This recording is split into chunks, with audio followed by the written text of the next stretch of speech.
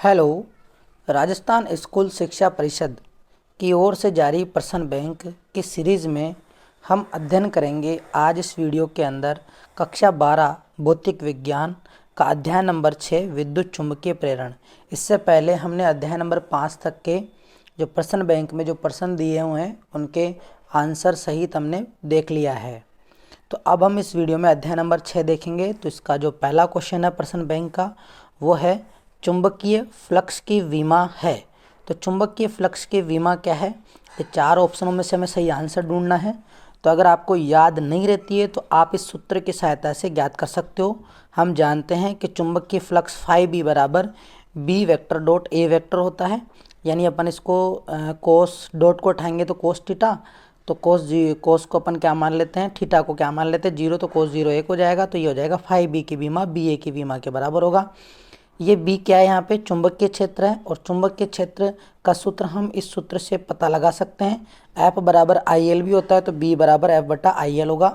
तो बी की जगह हम एफ बटा आई एल रखेंगे और यहाँ पर ए की बीमा एफ है बल, तो बल की बीमा M1 L1 T-2 बटा विद्युत धारा की बीमा A1 T1 हो गई। विद्युत धारा की बीमा क्या हो जाएगी A1 T1 और यहाँ पे क्या दे रखी है, लंबाई दे रखी है, तो लंबाई की क्या हो जाएगी L1, लंबाई की L1 हो जाएगी।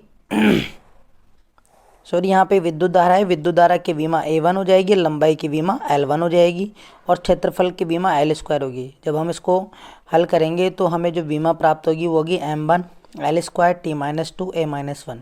तो इसका जो सही आंसर हमें दिखाई दे रहा है वो ऑप्शन नंबर डी के अंदर दिखाई दे रहा है। तो इसका सही आंसर हो जाएगा डी ऑप्शन। इसके बाद नेक्स्ट क्वेश्चन है लेंज का नियम देता है। तो लेंज का नियम क्या देता है, चारों ऑप्शनों में से देखते हैं। प्रेरित विद्युत वाहक बल का परिमाण या फिर प्रेरित धारा की दिशा या प्रेरित धारा का परिमाण व दिशा दोनों व प्रेरित धारा का परिमाण। तो लेंज का नियम केवल हमें प्रेरित धारा की दिशा को बताता है, प्रेरित धारा की दिशा को बताएगा। तो इसका सही आंसर होगा ऑप्शन नंबर बी। फिर है इसके बाद में चुंबकीय अभिवाह मतलब होता है फ्लक्स का मात्रक क्या होगा। तो चुंबकीय फ्लक्स का मात्रक जो होता है वो होता है वेबर, और ये जो वेबर होता है ये टेस्ला गुणा मीटर स्क्वायर के बराबर होता है, टेस्ला गुणा मीटर स्क्वायर के बराबर होता है। इसके बाद है नेक्स्ट क्वेश्चन लेंज के नियम का उपयोग किस लिए करते हैं। तो लेंज के नियम का उपयोग अपन विद्युत चुंबकीय प्रेरण में करते हैं, जिससे अपन प्रेरित धारा की दिशा ज्ञात कर सकते हैं। इसके बाद है नेक्स्ट क्वेश्चन कि लेंज का नियम किसके संरक्षण से संबंधित है। तो लेंज का नियम ऊर्जा संरक्षण के नियम से संबंधित है। इसके बाद नेक्स्ट क्वेश्चन एक कुंडली की लंबाई अपरिवर्तित रखकर उसमें फेरों की संख्या दोगुनी कर देने से उसका स्वप्रेरकत्व कितना होगा। स्वप्रेरकत्व कितना होगा ये हमसे पूछा है और कुंडली की लंबाई अपरिवर्तित रख रहे हैं। तो सबसे पहले हमें इसका सूत्र आना चाहिए कि कुंडली के स्वप्रेरकत्व का सूत्र क्या होता है। तो कुंडली के स्वप्रेरकत्व का सूत्र L बराबर होता है mu naught N square AL, mu naught N square AL होता है। यहाँ स्मॉल n जो है वो कैपिटल N बटा L होगा। स्मॉल n क्या होगा, कैपिटल N बटा L। तो स्मॉल n की जगह अपन कैपिटल N बटा L रखेंगे तो हमारे पास सूत्र आ जाएगा mu naught N square A बटा L, क्योंकि एक L से ये वाला L कट जाएगा इसलिए ये आ जाएगा। तो नई स्थिति में ये सूत्र क्या हो जाएगा, नई स्थिति में हम L को L डैश लिखेंगे, म्यू नॉट N डैश का स्क्वायर और क्षेत्रफल A और यहाँ पे L। अब प्रश्न में क्या कहा है, लंबाई को अपरिवर्तित रखना है, L को तो L ही रखना है, लेकिन फेरों की संख्या को 2 गुना कर देना है। तो फेरों की संख्या को 2 गुना कर दिया यानी 2n कर दिया। अब आप इसे हल करेंगे तो आपको मिलेगा कि जो नया स्वप्रेरकत्व आया है वो पहले वाले स्वप्रेरकत्व का 4 गुना आ गया है। कितना आ गया है, 4 गुना आ गया है। तो इसका आंसर जो हो जाएगा वो 4 गुना हो जाएगा। कितना हो जाएगा, 4 गुना। अगर आप इसको शॉर्ट में याद करना चाहते हो तो इसे याद कर सकते हो कि स्वप्रेरकत्व जो होता है वो क्या होता है, स्वप्रेरकत्व कुल फेरों की संख्या के वर्ग के समानुपाती और जो उसकी लंबाई होती है उसके व्युत्क्रमानुपाती होता है। उसके क्या होता है पहली बात तो ये जो है L पे तो डिपेंड कर ही नहीं, अपरिवर्तित है, तो हम कह सकते हैं स्वप्रेरकत्व जो है N स्क्वायर के समानुपाती होता है। तो n इन फेरों की संख्या को 2 गुना कर दिया तो नया कितना हो जाएगा, 4 गुना हो जाएगा। तो इसका आंसर ये आ जाएगा L डैश बराबर 4L आ जाएगा। इसके बाद है नेक्स्ट, प्रेरित विद्युत वाहक बल का परिमाण चुंबकीय फ्लक्स में परिवर्तन की दर के बराबर होता है, यह नियम दिया गया है। किसके लिए दिया गया है? तो प्रेरित विद्युत वाहक बल का जो परिमाण होता है यानी ई जो होता है वो चुंबकीय फ्लक्स में परिवर्तन की दर के बराबर होता है। तो यह नियम किसने दिया है? तो ये नियम दिया है फेराडे ने, और फेराडे का ये दूसरा नियम है, तो फेराडे के द्वारा दिया गया है। इसका सही आंसर फेराडे द्वारा आएगा। इसके बाद है नेक्स्ट क्वेश्चन, जब किसी कुंडली में 48 एम्पीयर पर मिनट की दर से विद्युत धारा परिवर्तित होती है तो उसमें 12 वोल्ट का विद्युत वाहक बल उत्पन्न होता है, तो कुंडली का स्वप्रेरकत्व कितना होगा, हमें यह बताना है। तो कुंडली में हमें विद्युत धारा जो परिवर्तित हो रही है वो दे रखा है 48 एम्पीयर पर मिनट, यानी di/dt हमें दे रखा है 48 एम्पीयर पर मिनट। अगर अपन इस मिनट को सेकंड में कन्वर्ट करेंगे तो 60 का भाग लगाएंगे, तो 48/60 करेंगे तो इसको काटेंगे तो 4/5 आएगा, तो एम्पीयर बटा सेकंड हो जाएगा। ये हमने क्लियर कर लिया। इसके अलावा प्रेरित विद्युत भाग बल कितना दे रखा है, 12 वोल्ट। तो प्रेरित विद्युत भाग बल 12 वोल्ट दे रखा है, हमें L का मान ज्ञात करना है।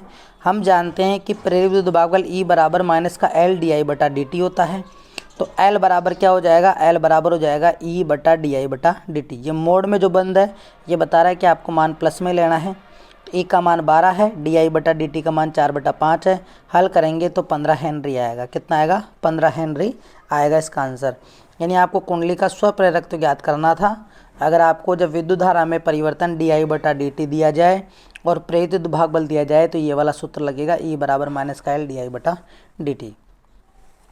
इसके बाद नेक्स्ट क्वेश्चन है, स्वप्रेरण गुणांक के विमा खालिस्तान होती है।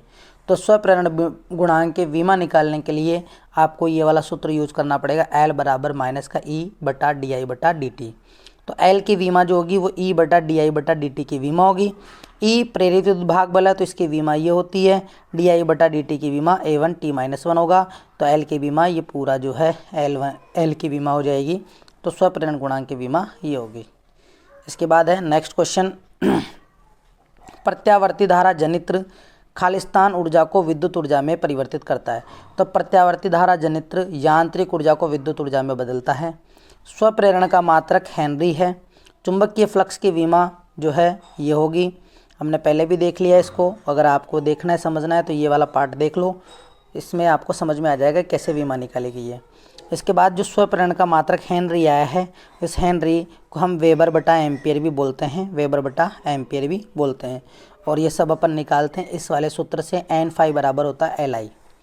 इसके बाद नेक्स्ट क्वेश्चन देखेंगे 12वां।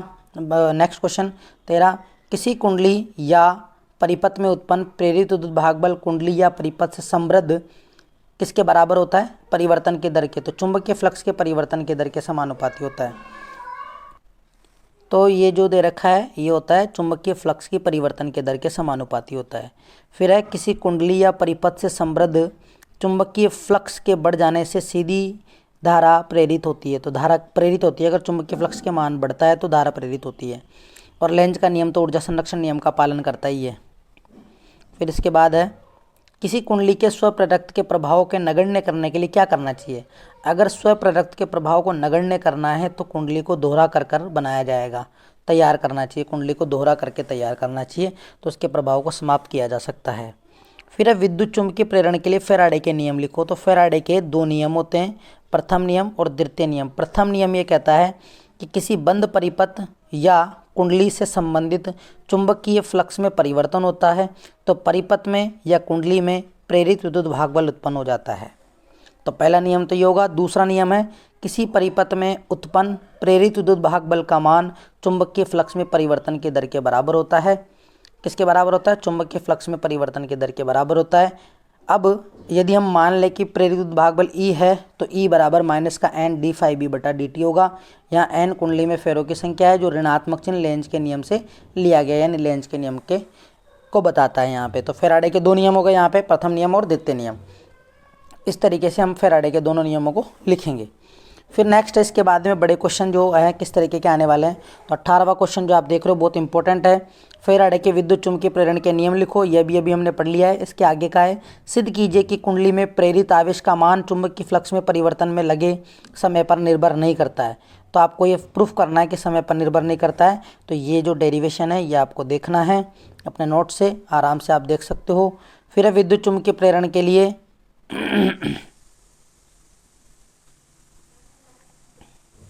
विद्युत चुम्बकीय प्रेरण के लिए लेंज के नियम का उल्लेख कीजिए। लेंज के नियम में ऊर्जा संरक्षण के नियम की अनुपालना किस प्रकार होती समझाइए। तो ये भी बड़ा डेरिवेशन है, इसे भी आप अपने नोट से कंप्लीट कर लेंगे।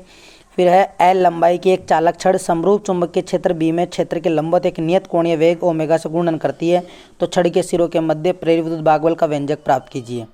फिर है नेक्स्ट एक लंबी परिनलिका के स्वप्रेरण का व्यंजक प्राप्त कीजिए, आवश्यक चित्र भी बनाइए। तो आप जो है इन बड़े क्वेश्चनों को अपने नोट्सों से कर लोगे और ये आपको आराम से अपने आपके नोट्सों में मिल जाएंगे। बाकी वस्तुनिष्ठ प्रश्न और खालिस्तान में दिक्कत आती है जो मैंने आपको बता दी है। फिर इसके बाद में और जो प्रश्न है वो देखते हैं हम यहाँ पे। 22वां क्वेश्चन, किसी परिनलिका में संचित चुंबकीय ऊर्जा का व्यंजक परिनलिका के चुंबकीय क्षेत्र बी, क्षेत्रफल ए और लंबाई के पदों में लिखिए। तो परिनलिका में संचित जो चुंबकीय ऊर्जा होती है वो UM बराबर 1/2 LI² होती है, और हम जानते हैं कि L का जो मान होता है वो म्यू0 N² AL होता है परिनलिका के लिए, और चुंबकीय क्षेत्र जो आता है B बराबर म्यू0 NI आता है। तो यहाँ से I का मान ज्ञात करेंगे, I बराबर B/म्यू0 होगा, समीकरण नंबर 3। फिर हम क्या करेंगे, 2 और 3 का जो है समीकरण नंबर 1 में मान रखेंगे, तो रखेंगे तो हमें ये मिलेगा, और काट पीटने के बाद में UM बराबर 1/2 B² AL/म्यू0 आएगा। तो इसका आंसर ये हो जाएगा। फिर इसके बाद में नेक्स्ट है ये बड़े क्वेश्चन, एकांक आयतन में चुंबकीय ऊर्जा तथा संधारित्र के एकांक आयतन में संचित स्थिर विद्युत ऊर्जा के व्यंजक लिखकर ये बताइए कि ये किस रूप में तुलनीय है। तो ये आपको तुलनीय बताना है। फिर है स्मॉल r व कैपिटल R त्रिज्या के दो सकेंद्रीय वर्ताकार कुंडलियाँ समाक्ष रूप में स्थित है। यदि capital R greater than small r हो तो कुंडलियों के मध्य अन्योन्य प्रेरकत्व ज्ञात कीजिए। तो ये बड़े प्रश्न हैं, ये भी आपको तैयार कर लेने हैं। फिर इसके बाद में और बड़े प्रश्न जो देखने को मिलेंगे वह है प्रत्यावर्ती धारा जनित्र का चित्र बनाकर वर्णन कीजिए, प्रेरित भागबल के तात्कालिक व्यंजक को व्युत्पत्ति कीजिए, यानी E बराबर E0 sin ओमेगा t आपको व्युत्पन्न करना है। फिर है यदि लंबाई की धात्विक छड़ को यदि L लंबाई की धात्विक छड़ को एक समान चुंबकीय क्षेत्र B के लंबवत रखें और इसे चुंबकीय क्षेत्र के लंबवत भी वेग से चलाएं तो इसके सिरों के बीच प्रेरित विद्युत भागबल यानी गतिक विद्युत भागबल ज्ञात कीजिए, आवश्यक चित्र भी बनाइए। तो E बराबर VLB आएगा। क्या आएगा? E बराबर VLB आएगा। फिर है प्रत्यावर्ती धारा जनित्र में N फेरो तथा A अनुप्रस्थ काट वाली आयताकार कुंडली को एक समान चुंबकीय क्षेत्र B में एक समान कोणीय वेग से गुणन कराया जाता है, तो इसमें प्रेरित विद्युत भागबल का तात्कालिक मान प्राप्त कीजिए और आवश्यक चित्र भी बनाइए। तो ये जो सारे क्वेश्चन मैंने आपको बताए ये इंपॉर्टेंट है, आप इनको अच्छे से तैयार कर लें अपने नोट्सों से, और आपने पढ़ा हुआ भी होगा तो अपने नोट्सों से पढ़ोगे तो वो ज़्यादा बेटर रहेगा। फिर भी अगर आपको कुछ समझ में नहीं आता है तो आप कमेंट बॉक्स में ज़रूर बताएं। और आंकिक प्रश्न जो बनने वाले हैं ये इंपॉर्टेंट सूत्र है, इन्हीं से आंकिक प्रश्न बनेंगे इस चैप्टर में से। तो जैसे कि प्रेरित विद्युत भागबल का E बराबर माइनस का LDI/dt होता है। दूसरा, अगर फेरों की संख्या और फ्लक्स परिवर्तन के रूप में पूछे तो E बराबर माइनस का ND/dt होता है। E बराबर BLB sin थीटा, E बराबर 1/2 B ओमेगा L², E बराबर NBA omega sin omega t और 5 बराबर BA cos थीटा। तो इन 6 सूत्रों से ही आपसे कोई ना कोई न्यूमेरिकल पूछा जा सकता है, तो आप इन सूत्रों को अच्छे से याद कर लें। तो ठीक है, इस तरीके से अपन ने जो है चैप्टर नंबर 6 था, इसके जो प्रश्न बैंक में प्रश्न दिए हुए हैं उनको हमने देख लिया है। वस्तुनिष्ठ प्रश्न कैसे क्या हैं ये सारी चीज़ें हमने देख ली है, और बड़े प्रश्न जो हैं आप इनको अपने नोट्सों से कंप्लीट कर लें। तो ऐसे ही जो है 7वें चैप्टर की प्रश्न बैंक जो है उसको अपन नेक्स्ट वीडियो में बताएंगे। तो तब तक के लिए थैंक यू। जय हिंद, जय भारत।